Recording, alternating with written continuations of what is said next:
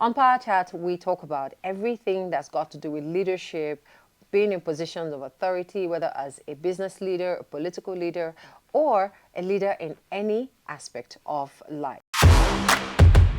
On Power Chat, we talk about everything that's got to do with leadership, enterprise, business, whether small, medium, or large enterprises, how to get your voice heard and get the solutions working.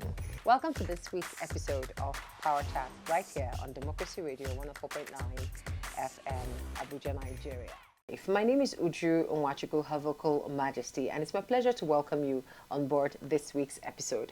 Today we're talking about entrepreneurship versus 9 to 5. Some people say entrepreneurs are born, they're not made. Some people say, oh, I don't have the head for entrepreneurship. I'd rather just stick to my 9 to 5 where there is some kind of predictability.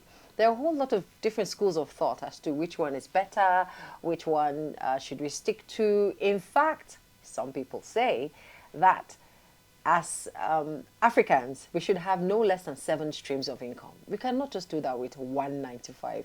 How is that even going to be remotely possible? Today, I'm super excited because my guest is a serial entrepreneur. I'm talking about it's working, I'm doing it. I'm talking about taking little things and blowing them beyond what anybody can ever imagine and making some good profit out of it.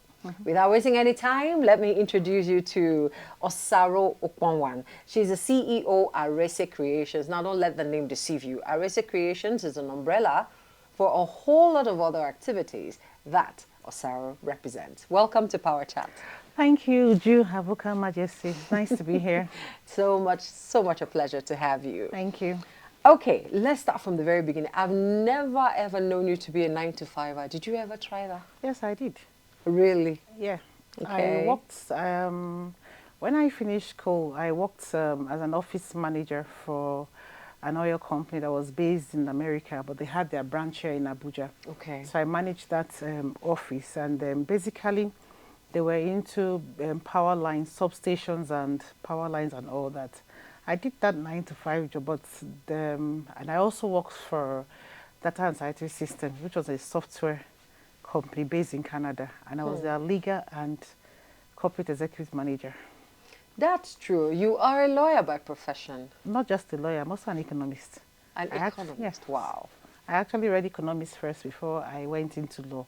Though law had always been my passion, but you know how the educational system goes, and maybe you get out of school and you want to get into the university, the choice of your course doesn't come in. But I didn't allow that dream to die. Okay. I still went in to read economics, and I still pushed on to go and read what I had actually wanted to read. Which is law. Which is law. So if you went to that, voila, why are you not practicing? You know, law cuts across everything. So it doesn't have to be taking the file and going to the normal regular courts and do the education. There are other things you could do. It embraces of a lot of things. And don't forget, we have business law. True that.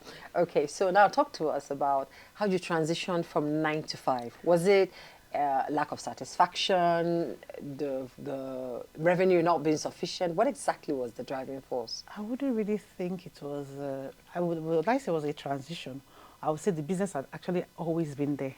Right. Okay. Yes, because I actually started business in school. And I could remember that there's nothing I have not sold that is sellable. You understand? I've sold things. I've even selling fancy pen to your classmates in school, notebooks. So for me, I wouldn't say transiting. I've always said that business thing has always been there. Maybe because I grew in a home. My dad is a professor, actually. And I think he would have actually wanted each and every one of us to become an academician and all that stuff. But somehow along the line, my mom was also into business. Okay. So I think, and when she was going on all those her trips, I was the one that used to accompany her. Maybe I caught that zeal from her, or maybe it was the zeal or the what will I call it now? Maybe the zeal, or you know, that's you want to succeed. Right. That thing inside you, you want to succeed, you want to make it, you want to be there. And all that. Maybe that's what really triggered me into business at an early stage. You want to be able to cater for yourself, do things for yourself, and not have to wait for anybody to do things. More like independence, financial independence. I think so. I think, not well, financial independence there, but independence as a whole. you know, because when you're able to fund yourself, you don't depend on anybody for anything, because you just go ahead and do your thing as long as it's working for you. So I think the business thing has always been there. Transiting, even while I was working, I was also doing business. So I'd never focused on a 9 to 5 job, and maybe I got bored or I got tired or I was looking for something else to do in additional. But it's always been pari passu, you know, each complementing each other. So I guess that was it. Okay, so you have tasted the 9 to 5 world, and you've also tasted the world of business. Yes. Entrepreneurship. I would like to say this, you know, I don't want us to downplay on the 9 to 5 job. Oh, of course, of course. You know, the 9 to 5 job, if you want to go into business, for someone who is on a 9 to 5 job and you want to go into business, in fact, my 9 to 5 job actually helped me set up my first shop. Because the proceeds of my 9 to 5 job, I was consistently, tenaciously saving that money towards what I wanted to do. Okay, so let's take it from the beginning. There's always been business in you. Yes. Even from school. Yes. Then you graduate. Then you got a regular job, 9 to 5, right? So from there, because you had the vision, you had business in mind already. Yes. It was more like a strategic thing. This work, I'm saving so that I can get to my dream. Well, am I correct? Would I put it that way? I wouldn't put it that way. It was like maybe saving to get to my dream. The business thing, like I said, was already there. What I'm trying to say is that the 9 to job helped me, because the resources that was coming from there helped a lot. Because then the resources was good, and Naira was had value then and all that. So, and what I was earning then was a lot to go without you going to borrow money or looking up to family members for money. Because you know, when you want to start up a business, it's either it's your personal savings, you're getting money from family members and all that. But I had my own money to start, and I didn't have to start with anybody. And I remember when I opened my first shop, 6 months later, I opened another one. What were you selling? I was into drinks, distributorship. Oh, wow. Okay. That's quite interesting. 6 months. Yes, 6 months later, I took another shop, because the other shop was already overpacked, and we couldn't. There was no space, so we needed to have another shop where we could also sell from, like a storage and all that stuff. Wow, that's a lot of experience. I'm thinking that was way back when you were much, much, much, much younger. Yeah, much, much younger, maybe in my early 30s or thereabouts. Wow, it's quite interesting. Okay, what would you say are the factors that facilitated your transition? So yes, there's always been business, right? But there was a time where you decided, okay, enough of this 9 to 5, let me focus on this. What informed that decision? Well, one of the things that informed that decision is working in a place where you're not appreciated. Okay. Working in a place where you're not appreciated, and basically working in a place where you're not appreciated, then you're not being able to grow at the speed you want to grow. Because sometimes when you work for someone, you have time constraints. There's some things you want to do, you're not able to do because you have to be in the office between 9 to 5. And sometimes the 9 to 5, we all know, extends beyond time, or beyond 5 and all that. So I guess basically that was one of it. That was basically the major reason that I had to say, okay, enough of this. Let me just... And in fact, when I started, I still felt like, okay, maybe I should still work. But you know, as time grew up, you just found out that, just made yourself into this, and you didn't have that time, or you're not thinking of going back to a 9 to 5, you're thinking on building on what you had to do. So basically that time wasn't there anymore for you to say, oh, I need to go to 9 to 5. Because when you look at it, how much are they going to pay you? But there's that... that much are they going to pay you is not even the basic thing, the time. Because when somebody pays you salary, that time, that period of time belongs to the person. So by the time you're closing maybe like 5 or 6. You barely have time to run your business. And if you really want to run a business and be successful, you need to be on ground, especially if you're starting. But there's also that thing of that the salary from the job rather gives. You're able to predict at the end of the month, this 100,000, 150 is definitely going to come. You can plan. But business is unpredictable. You don't know if there's going to be sales this month, if there's not going to be sales the next month. So how do you balance it all out? Because while being an entrepreneur, being a CEO is quite attractive. Yes, it's very It's attractive. not exactly as smooth sailing No, it's not as, as smooth as it you is. know. You made mention when you were talking about when you were introducing your program, and Yeah. you said that people say that you have to have like 7 streams Streams of of income. income. In business, apart from having 7 streams of, if you start a business, you have to have strategies in places. There are things you need to put into place that Yeah. you can be able to get a daily income that comes in, apart from your sales. Okay, like I was doing drinks distributorship. Of course, when you have drinks, ice comes with drinks. If people are Yeah. having events, they'll need to chill their drinks. So I was also doing ice. In fact, I started doing the ice on the sub side while I was working. So it was the ice that even led to the opening the drinks. Then when again, when you have drinks too, you also have people who want to come to you to, oh, we're having an event. Do you chill drinks at our event? Can you do that? Your shop is running, but you have the ice on the sub side. Has nothing to do with your shop. You have the one, oh, I'm having an event, I'm having a wedding, I'm having a party. Can you come and bring guys? Can you come and chill? That's another income coming from somewhere. Even there and there in your shop, you also have to put modalities into place where your staffs will be satisfied, because it's very, very, it's not so easy to deal with sales girls. There's the issue of theft. Yeah. There's the issue of them taking money for their use. And there's some things you can't avoid. You just have to manage it to the barest minimum. So you put also things into place. So if you sell drinks in the shop, basically in your location, you might like to have a chiller in the place. So you sell retail drinks. So what I did then was to empower them. Okay, you know what? Take this 5,000. This is an example, an illustration. Take how many cartons of drinks this 5,000 can buy. Put it in the fridge. When you sell the drinks, all I want to see is the capital. Okay. The profit you use for your transportation, your feeding, or whatever you want to. So it helps to reduce pilfering from your accounts and all that. So by the time you put those places into place, you're sure that, oh, even if I don't meet the sales I have, I will get money from this, I'll get money from it. But the basic, you don't just sit down and say you get money. You need to push. You need to talk to people. You need to let people know what you're doing and all that. Yes, you keep on talking.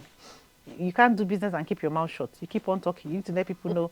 Even your customers that come to buy things, oh, madam, we make eye. Especially when somebody is coming and you see that they're doing a very large, oh, what's the occasion? Oh, and all that. From there, people call you for different things. You might have started with this particular item or this particular idea. So you're saying now, take a look at that thing. Yes, what things else are is around related it, or to relate that to particular it. business you're doing that you can generate other incomes from. So other things that are related to it. Yes. Okay. Okay, for instance, let me give you an instance now. Okay, food. There's so many restaurants, they have food business, and you have the final product of going to eat in a restaurant. But before you get to that final product of going to eat in a restaurant, you find that there's a process. Yeah. You have the farmer who plants, you have him harvest, you have him sent to the market. You could actually be they're all processes.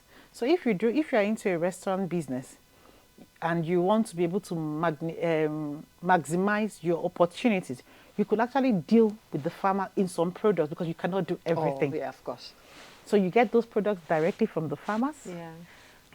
You supply your shops, you can supply other people, your customers, and all that. So you see, your end product is to sell meals, but other things are attached to meals. You're also packaging those things and giving it to other people. So you're not just generating revenue from just cooking and serving meals. You're also generating money from, oh, I'm getting products in large quantities, I'm repackaging them, and I'm reselling them to other people, giving them to friends. And the best customers are your friends, your allies. Those are your best customers, because, oh, if I come to you now and say, oh, would you, I have this for sale. And it's something you use in there, you will buy from me. Definitely. And if it is good, you'll say, oh, I have someone, I have a plug, I have a source. And it keeps on going like that. So it's a chain. It's quite interesting. We're receiving free business lectures here from Osaro this afternoon. Okay, now let's talk about the challenges you faced when you newly stepped into business. Like, you completely shut down the 9 to 5 and focused on business. What challenges did you face? Because we've had some people on Power Chat who have told us that, oh, for them, it was the fact that they were experiencing some roadblocks, so they failed for some time and just backed down and recalibrated. What was it for you exactly? For me, was honest workers. Ah, Because you know this business is dealing. It's not now that you have POS. It's not now that we're doing transfers. yeah. Then it was basically a cash business. Yeah. So for me, it was basically theft, and them honest workers theft, because your salespeople could actually steal, sell, and put the money in your pocket. You have not there. You wouldn't know. They could also. I remember one time I had a sales girl that was working for me. So you know they come much earlier, and they open up the place and they start selling. So you know inside the market where you sell, you being a distributor, you also have other distributors. So somebody comes to your shop and buys something for you. Maybe there's a particular brand of distributorship you are not buying, but you are getting at a wholesale price from them and retailing to your other customers, you know, in maybe in smaller quantities, like in smaller quantities. They could actually sell your products, take that money, go back to the host, to the distributor, Yeah. buy that product back, Yeah. and keep them in your shop because you are taking stocks. So the profit of that product goes into their pockets. Yes. So Serious calculations. yes. So the profit of that product goes into their pockets. So the profit you would have made from that particular product doesn't come to you; it goes to them. But your goods are there. So they've actually sold your goods, taken the capital, used it to repurchase that same good, Yeah, and kept the keep it profit. there. So when you come back and you take your stock is intact. But you don't know that they are also doing business with your on your stock and your sales. So it's basically having honest workers who are willing to work with their hearts, and they're willing to see the business grow with you. That was the challenge I had. But I know that other people have had other challenges, and I think, like I said, if you open a business, you have to be there. At the beginning, at yes, least. you have to be there to really, at the beginning, you have to be there to build. You have to put mechanism in place. Whether you're there or not, you know, it works for you and all that. Basically, some people maybe they run into that money, they open business, and they're not really there to manage the business. They leave the business in the hands of their workers. For heaven's sake, your worker doesn't have the dream. They didn't work for the money. They don't even know what you want to achieve with what you're doing. They don't know where you want to go. You are the one that sees, oh, I'm starting like this. This is where I want to be in 2, 3, 4 years. They are after salary. Okay, so if that is a problem which you have faced, you've experienced, how can a person nip that in the bud? How can we prevent that from happening? Now it's even much easier. You have cameras, you have other methods, you have the POS transfer. So right now we're running basically a less cash economy. Most times people don't carry that much amount of cash anymore, so it's transfers and all that. Yes. So then I remember what I used to do was I used to take time and sign my ledger books. Right. I signed them in a way that you wouldn't see that I'm signing them. No, you wouldn't really notice if you don't look. If you don't, I don't do it in front of you. Then I number. The numbers you will see. But the signature, you might not. You might see the signature. So if you tear the book, if you tear that page away, what happens to the signature? How do you sign the signature? Okay. So those are one of the ways you can check if it's a business where you transact on a basis on cash basis. Another thing you could also do is that if you're doing a business where you limit retail, if it's a wholesale business, limit retail. Not to say that you cannot do a retail business, but if you're doing a retail business, you also have to look for mechanisms that will suit the curbing of those other things that may come up. Yeah. You know, you understand. So you limit retail as well. I know that you are selling in cartons. When you're doing a wholesale, If somebody cannot afford to get yeah, to you know, retail, to do what? to get to bulk sales rather. You If a could person start small, like I said. Uh-huh. So if you buy 10 cartons, and you have in each carton you have 12 packs of each product in a carton, so you take in your stock, and you know you have 120. So in your stock you don't put 10 cartons there, you put 120 there, the retail pieces, and you keep on and you make sure that the records are in retail. So it helps you. But the thing is that you need to keep on updating your records on your daily basis.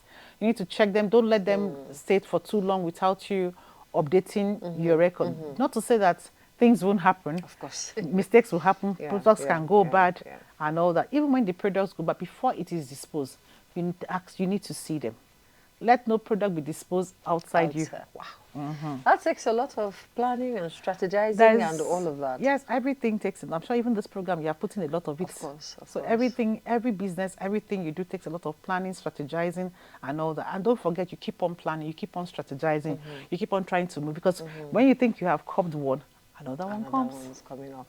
All right, we'll take a break at this point. When we come back, we're looking at the skills that we need to excel in business and generally in life. Because I mean, if you're in someone else's business as an employee who has a vision for himself to own his or her own business, these same skills can come to play for you. So don't touch a dial. We'll be right back. It's still Power Chat. Welcome back. It's still Power Chat right here on Democracy Radio 104.9 FM. And I've been speaking with Osaro. She's the CEO at Arese Creations. She is a serial entrepreneur who sells anything as long as it's legal. Okay, so we've been looking at how she transitioned from 9 to 5 to becoming a full-time business person. Now let's talk about the skills that you require to be able to succeed in business for as long as you have. A lot of, in fact, statistics say that in the first 5 years, almost more than 50 to 70% of business that start fail.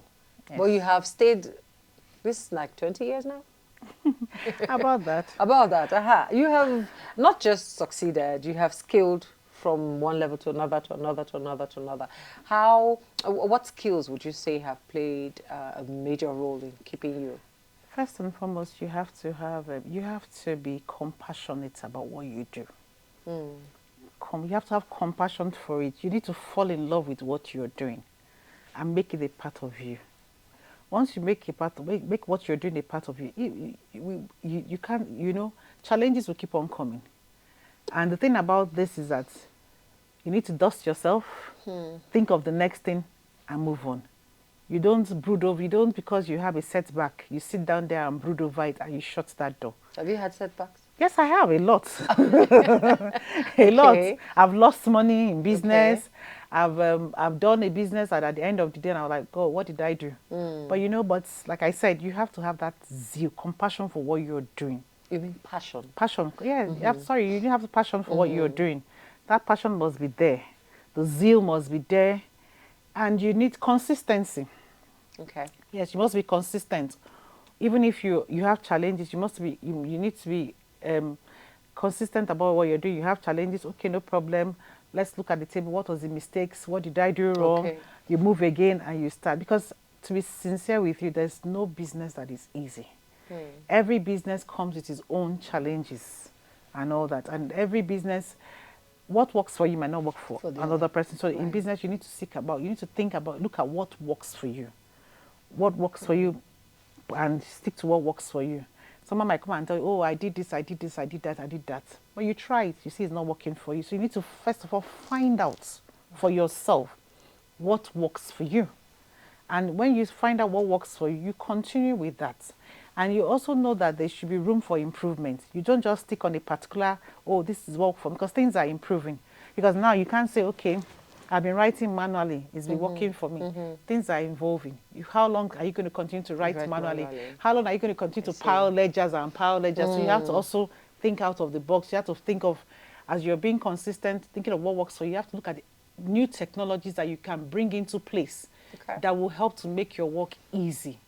And there's so many of them these days, irrespective of whatever business that you're in. You're in. Okay. Now, you have expanded across board. There was a time you were strictly, I think you're still strictly into foodstuffs as well. I'm still into it. You're still into foodstuffs, fresh food. You supplied hotels, you supplied, now you're into water. There's a whole lot of things. I've lost count. You're into delivery, logistics, a lot of things. How do you stay on top of it all? Because you've expanded from, the Arese Creations that you were 3-4 years ago. You have expanded your reach. How do you stay on top of it? How are you present despite You know, Like I said, do you feel overwhelmed? Like, hey, this is too of much. course I do. And sometimes when I feel overwhelmed, I try to relax. Right. Yeah, I try to do something else. I could go out. I could just go somewhere and have a nice meal. You know, everybody has a way of unwinding. You do what works for you. Right. So what some people might just I don't know, but for me, I can when I feel overwhelmed, I just like to go somewhere, relax, eat good food, and feel cool with myself. I come back and I'm like, okay, now what do I You do? face it. Yes, you face it, and like I said, you need to be involved in what you're doing. For the fact that for you to have 3, 4, 5, you need to show your presence in those business. If not, your workers will be running your business for you, and it's what they told you that you take That you because you're take. not there. However, there's something about business growing beyond a person. Yes.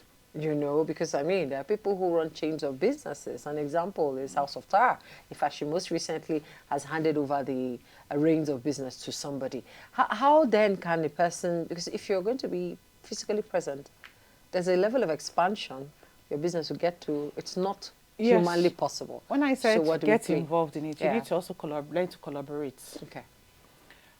If you're doing a food business, for instance, you don't need to go to the market. You Okay. could push that to somebody else. Right. You Right. could push that to maybe the person in the market. You could push that to the farmer. You could push that to the middleman. You need to put mechanisms in place. You can't run a business when it has expanded beyond a certain level on your own. You need to seek help. You need to get systems that work for you and bring them in. Not to say that you will not be disappointed, not to say that you will not be hurt, not to say that you will not, but you need to learn to manage all those things.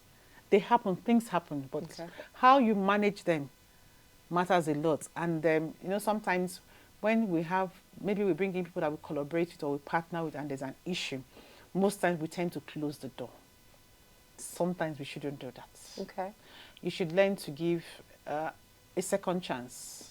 Yes, but when you're giving the second chance, you also have to be very watchful. So it's more like second chance, but my eyes are wider Yeah, open. and be something sure like that, right? okay, this person Okay. is okay if I made a genuine mistake, or I erred, I've seen where I've erred, I'm willing to go beyond that and all that. Give people chances. Don't write anybody off. Because sometimes when things happen like this, the person might go, when you maybe keep them at bay for a while, maybe to allow them to realize what they have You've done, done. sometimes they come back to you Interesting. realizing what they some come back to hit you more, some come back to be genuinely ready to work, maybe because they have also experienced that, oh, it is not as easy as I say, and all that. And you know, so they also need your help, like a backbone. And I try to also learn from people. I try to affiliate myself with other people that are doing the same thing I'm doing. You do. Yes. Fantastic. Okay, I want to send something, for instance, now maybe abroad, some products. I'm not a shipping line. I have to be able to trust somebody in Lagos to receive those goods, pick them up, take them to the company that will ship them out. I am not there, but the business is going on. People are Right. outside the country now who have relocated, but their businesses It's are still going going on.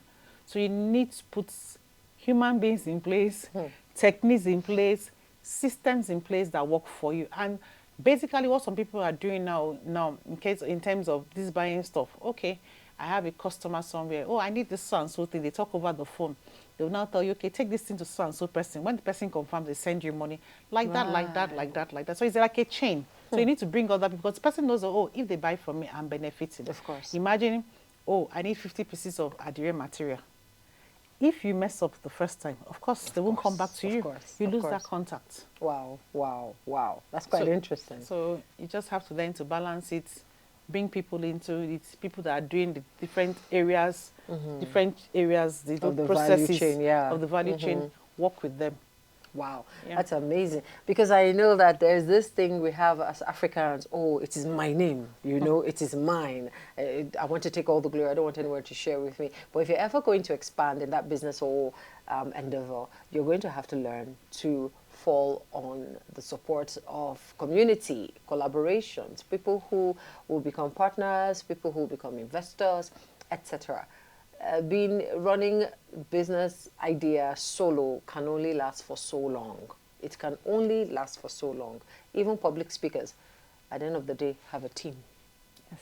they have a team, even though they're the only ones who are going to speak at the end of the day. So whether it's 9 to 5, whether it's business that you feel that you're passionate about or you're called to or you lean more towards, ensure that the same principles that Osara has shared with us today are put into place. Make your processes very clear. Be sure exactly who you're going to work with. Shine your eye.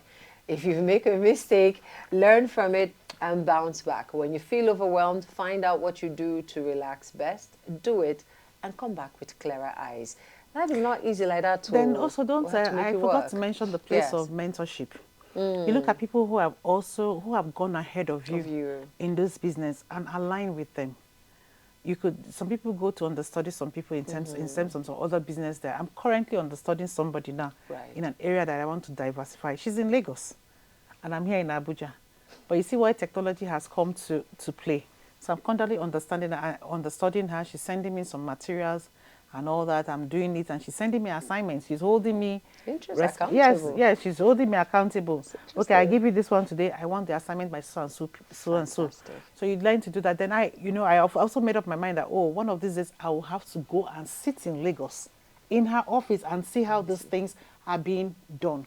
Wow. So you need to partner, you need to collaborate, you need to seek help. Interesting. I like that. And that's how we're going to wrap it up on today's episode of Power Chat.